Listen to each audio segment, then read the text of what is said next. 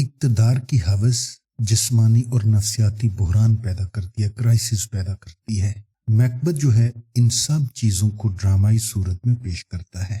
The tragedy of میکبتھ William Shakespeare کا ایک مشہور پلے ہے، شارٹ میں اسے میکبتھ کہتے ہیں۔ آج کے ویڈیو لیکچر میں ہم میکبتھ کرس پہ بات کریں گے کہ میکبتھ کرس ہے کیا، میکبتھ کرس سے منسلک مختلف نظریات، میکبتھ کرس کی کلینزنگ ریچولز اور precautions. William Shakespeare English literature کا ایک بڑا ستون ہے۔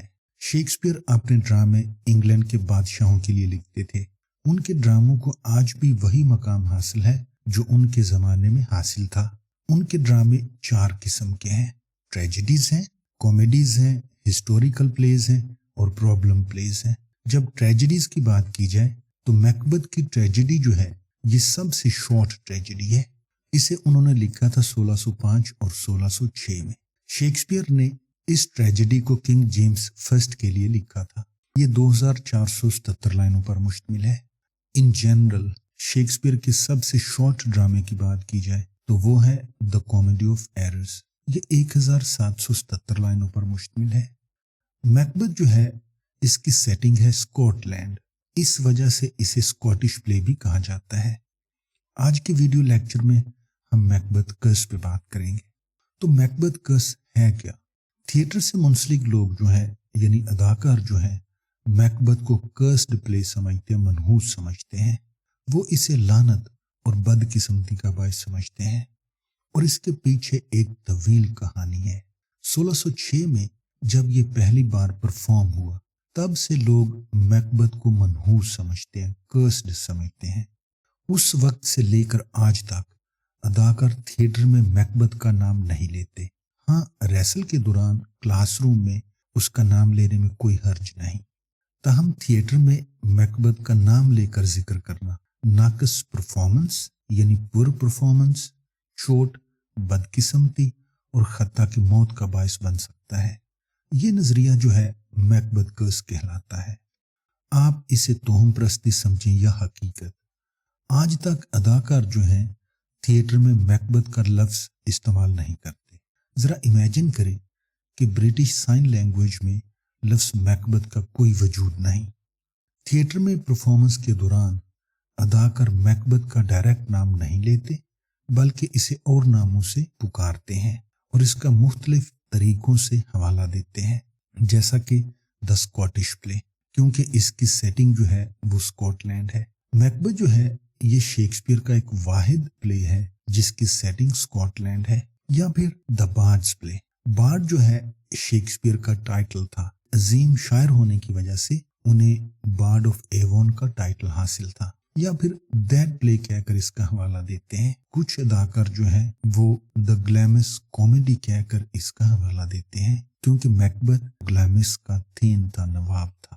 میکبتھ کرس جو ہے اس سے منسلک مختلف نظریات ہیں۔ ایک نظریہ یہ ہے کہ ولیم شیکسپیئر نے میکبتھ لکھنے سے پہلے چڑیلوں پر ریسرچ کی اور اپنے اس ڈرامے میں انہوں نے چڑیلوں کے حقیقی منتر استعمال کیے ہیں، یعنی وہ فارمولے جن کی بنیاد پر چڑیلیں جادو کرتی ہیں۔ تو ان منتروں کی وجہ سے چڑیلوں نے میکبتھ پر لعنت بھیجی۔ ایکٹ 4 سین 1 میں غار کے وسط میں ایک دیگ ابلتی ہے، شدید گرج چمک ہوتی ہے، 3 چڑیلیں ظاہر ہوتی ہیں اور وہ گاتی ہیں double double toil and trouble, fire burn and cauldron bubble.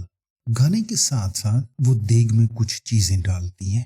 پہلی چڑیل جو ہے دیگ میں مکسچر کو ہلاتی ہے اور فرماتی ہے پہلے مینڈک کے پنجے ڈالیں، مینڈک زہریلا ہو، 31 دن تک پتھر کے نیچے سوتا رہا ہو، اس کے مساموں سے زہر ٹپکتا ہو۔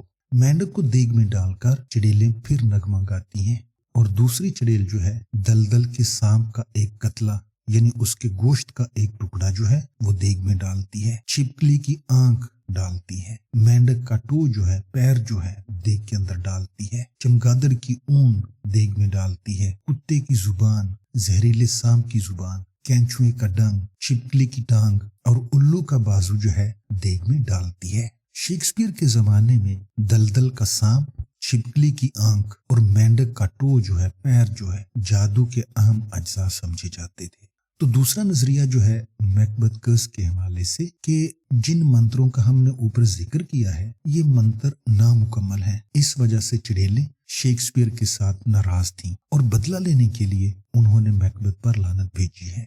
मैकबेथ कर्स के हवाले से तीसरा जो नजरिया है कि 1606 में मैकबेथ पहली बार किंग जेम्स के दरबार में परफॉर्म हुआ। चुड़ैलों के मंजर में जब चुड़ैलों ने उबलती देग पर जादू किया और उसके अंदर मुख्तलिफ अज्जा डाले जिनका ऊपर हमने जिक्र किया है, तो लोगों को ऐसा लगा कि ये हकीकी जादू है, तो लोग डर गए क्योंकि ये मंजर उन्हें हकीकत दिखाई दिया। और दूसरी बात यह है कि जिस अदाकारा ने लेडी मैकबेथ का रोल प्ले किया वो इंतकाल कर गई और शेक्सपियर को खुद ये रोल प्ले करना पड़ा। इस तरह से अफवाहें गर्दिश करने लगी कि चुड़ैलों ने इस ड्रामे पर लानत भेजी है। मैकबेथ कर्स से मुंसलिक जो चौथा नजरिया है कि मैकबेथ शुरू से ही आज तक एक मकबूल ड्रामा रहा है। तो जो थिएटर माली मुश्किलात से दो चार होते थे वो समझते थे कि मैकबेथ देखने के लिए लोग धड़ाधड़ आएंगे, लेकिन इसकी हाई प्रोडक्शन कॉस्ट की वजह से वो थिएटर जो है खसारे में रहते थे। लिहाजा मैकबेथ की भारी प्रोडक्शन कॉस्ट की वजह से थिएटर्स का कारोबार रुक जाता और वो इसे मनहूस समझते। The language of theatre Martin Harrison की एक बुक है, ये 1998 में पब्लिश हुई थी, उसमें उन्होंने इसका हवाला दिया है। What do you think? Is Macbeth curse real or not? ये नजरियात दुरुस्त हैं कि नहीं जिनका ऊपर हमने जिक्र किया है, लेकिन ये हकीकत है कि गुज़श्ता बरसों में जब भी मैकबेथ परफॉर्म हुआ अदाकारों और थिएटर की इंतजामिया को नाखुशगवार वाकयात का सामना रहा। 1672 में एम्स्टरडैम में जिस अदाकार ने किंग डंकन का रोल प्ले किया उसका कत्ल हुआ था। 1849 में न्यूयॉर्क में अदाकारों के मदाहों में झगड़ा हुआ और 31 अफराद हलाक हुए